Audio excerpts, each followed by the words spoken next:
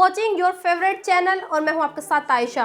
तो दोस्तों, आप एक पिता को कितना वहशी दरिंदा समझ सकते हैं? क्या आप ये सोच सकते हैं कि एक पिता अपनी बेटी और पत्नी का कत्ल सिर्फ इसलिए कर सकता है क्योंकि उसने पिता की मर्जी के खिलाफ जाकर लव मैरिज की? आप जिस लड़की को देख रहे हैं ये वंदना राय है। फिलहाल ये लड़की अस्पताल में मौत और जिंदगी के बीच की जंग लड़ रही है।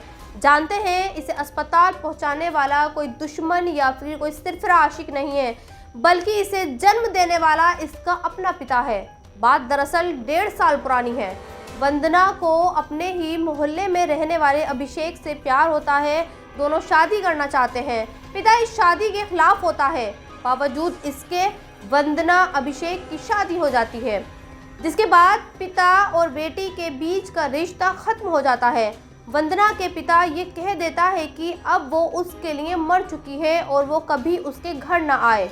लेकिन एक दिन जब वंदना के पिता घर से बाहर जाता है तो वंदना की माँ उसको घर बुला लेती है। शायद पिता का दिल पत्थर का हो चुका था, लेकिन माँ के अंदर ममता अब भी बाकी थी। वो वंदना को फ़ोन करके बताती है कि उसके पिता घर से बाहर गए हुए हैं, लिहाजा वो अपनी माँ से मिलने घर आ सकती है। लेकिन अचानक पिता, जो कि शहर के बाहर गया होता है, वो वापस आ जाता है और वंदना को अपने घर पाकर वो आग बबूला हो जाता है और इसका विरोध करता है। तब उसकी पत्नी समझाती है कि अब उसे गुस्सा थूक देना चाहिए और अपनी बेटी को माफ़ करके उसे गले लगा लेना चाहिए। लेकिन पिता के अंदर बेटी को लेकर नफरत इस कदर थी कि वो कुछ भी कर सकता था।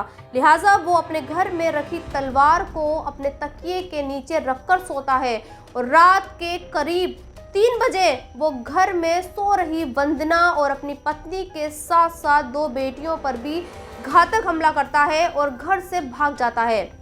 हालांकि भागते वक्त तो पुलिस इसको गिरफ्तार कर लेती है और पूछताछ में ये बताता है कि इसने अपनी 3 बेटियों और पत्नी पर तलवार से हमला किया है। फिलहाल एक बेटी की तो मौत हो चुकी है और 2 बेटियां और पत्नी जिंदगी की जंग लड़ रही हैं। लेकिन सवाल ये पैदा होता है कि क्या हमारा समाज इतना कमज़ोर और इतना क्रूर बन चुका है कि उसे अपने सगे बच्चों का कत्ल करने में भी रहम नहीं आता? क्या कोई शख्स अपनी सगी बेटी से इतना नाराज़ हो सकता है कि वो 1.5 साल तक इस नफ़रत को अपने दिल में पाले बैठा रहा है और जैसे ही उसे मौका मिले वो अपनी नफ़रत को अंजाम तक पहुंचा दे?